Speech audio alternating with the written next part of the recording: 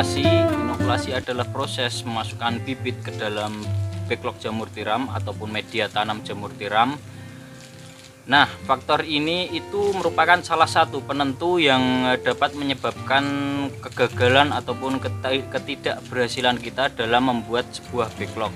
Nah, bibit yang paling umum digunakan itu adalah F2, teman-teman. Kenapa kok tidak F1 ataupun F3? Karena kalau kita menggunakan F3 itu kualitasnya terlalu kurang. Kalau kita menggunakan F1 itu costnya nanti akan terlalu mahal. Jadi yang paling efektif ataupun paling baik digunakan itu adalah F2. Kita menggunakan F2 di sini, teman-teman. Nah, berikut ini adalah proses yang harus kita perhatikan dalam inokulasi ataupun memasukkan bibit ke dalam media tanam backlog, atau bahasa kerennya biasa disebut dengan icir.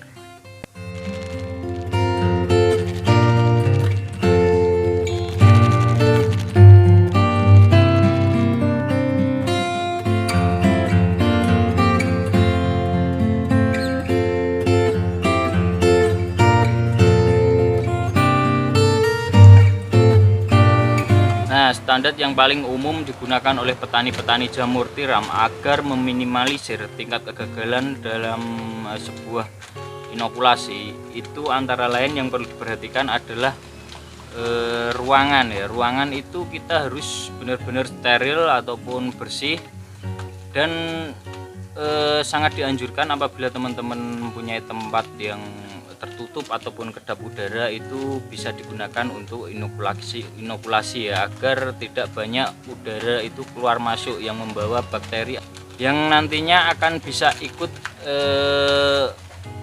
mengkontaminasi dalam proses inokulasi tersebut. Nah, itu yang harus diperhatikan.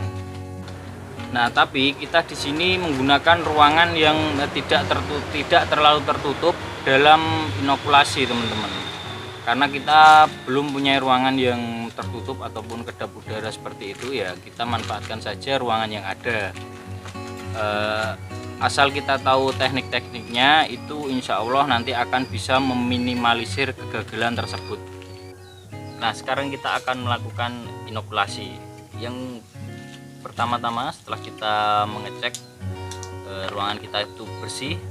Jadi kalau teman-teman bingung, itu patokannya anggap saja seperti ruangan sholat. Jadi setidaknya untuk suhu udara ataupun kebersihannya kira-kira seperti itulah. Nah, kebersihan ruangan sudah, kemudian kebersihan alat kita cuci terlebih dahulu semuanya. Kalau kita menggunakan spatula ya kita cuci spatulanya, ataupun yang tidak menggunakan spatula, kebersihan tangannya juga harus diperhatikan ya. Kita cuci terlebih dahulu untuk tangan kita. Biasanya teman-teman petani itu menggunakan alkohol untuk mencucinya ataupun mensterilkannya, tapi kita tidak menggunakan ini, teman-teman. Ini haram. Kita hanya mencuci tangan kita dengan sabun ataupun spatula kita dengan sabun. Setelah kita cuci semuanya, kemudian kita akan inokulasi. Nah, untuk teman-teman yang baru menemukan video ini, jangan lupa subscribe, like, dan komen agar kita tetap semangat dalam membuat konten-konten yang mungkin akan bermanfaat untuk teman-teman semua. Nah, langsung saja kita akan melihat bagaimana cara kita menginokulasi.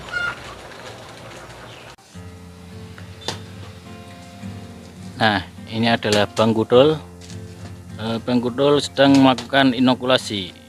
Jadi yang biasa kita lakukan dalam inokulasi itu adalah membersihkan sisa-sisa serbuk yang ada di dalam bibir backlog ya, agar itu memberikan ruangan untuk bibit tersebut, dan juga akan membersihkan sisa-sisa serbuk-serbuk yang kering yang nanti tidak akan tercerna oleh miselium tersebut. Istilahnya agar miselium tersebut enak untuk memakan makanannya nanti di dalam media backlog. Nah, sebelum kita melakukan pembibitan ataupun melakukan icir ya, kita harus memastikan bibit kita itu dalam kualitas baik. Kemudian kita menghancurkan bibit tersebut terlebih dahulu. Kita hancurkan ya. Setelah kita hancurkan itu baru kita masukkan ke dalam bibir backlog ya. Jadi seperti itu. Jadi Bang Kudol ini sedang memasukkan bibit ke dalam backlog ya. Setelah kita masukkan, kemudian kita hoyok-hoyok ya. Kita hoyok-hoyok seperti ini. Nah, setelah kita masukkan bibit tersebut, kita usahakan bibit menyebar ke dalam permukaan backlog merata ya, agar dia memudahkan si bibit tersebut menguasai medannya, agar cepat merata misilumnya. Untuk standarnya itu menggunakan api bunsen agar mencegah bakteri-bakteri mendekati permukaan backlog, dan itu nanti akan dapat mengkontaminasi backlog tersebut. Kita tidak menggunakan bunsen, kita hanya menggunakan doa teman-teman. Yang penting yang perlu kita perhatikan itu adalah kebersihan peralatan kita, kemudian adalah bibit kita benar-benar berkualitas baik, dan kemudian media tanam kita benar-benar berkualitas baik pula.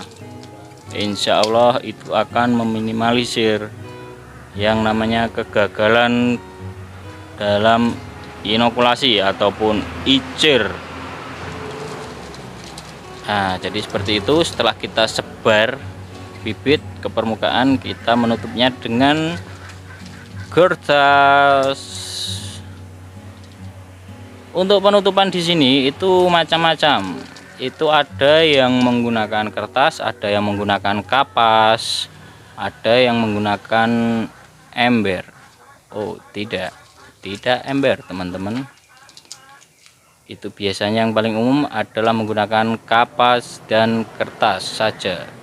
Dan ada pula yang menggunakan tutup cincin yang didesain khusus, ada lubangnya, kemudian dikasih kapas ataupun kertas. Dan untuk biasanya yang gunakan tutup-tutup tersebut itu untuk menghindari serangan hama tikus, teman-teman. Ya, itulah fungsinya. Nah, perbedaannya apabila kita menggunakan kapas dan kertas, itu apa perbedaannya? Perbedaannya adalah nanti akan kita ulas di video-video berikutnya. Nah, untuk itu saksikan video-video kami selanjutnya yang akan datang. Nah, mungkin seperti itu. Setelah kita sebar, kita tutup. Seperti itu saja, teman-teman. Mudah bukan? Ya, tentu mudah.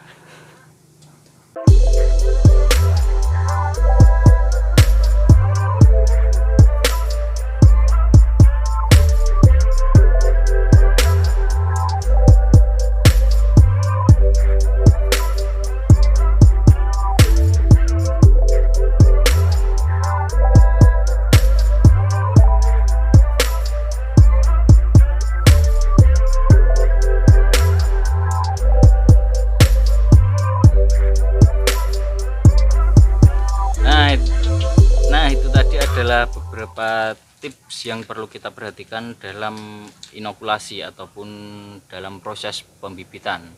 Untuk teman-teman yang mungkin punya cara inokulasi yang lebih baik, silahkan komen di kolom komentar. Kita akan sama-sama belajar di sini ya. Mungkin sekian video dari saya. Saya Dwi Muryanto, dan ini Jenengmu sapa? Betul. Bang Kudul. Assalamualaikum warahmatullahi wabarakatuh.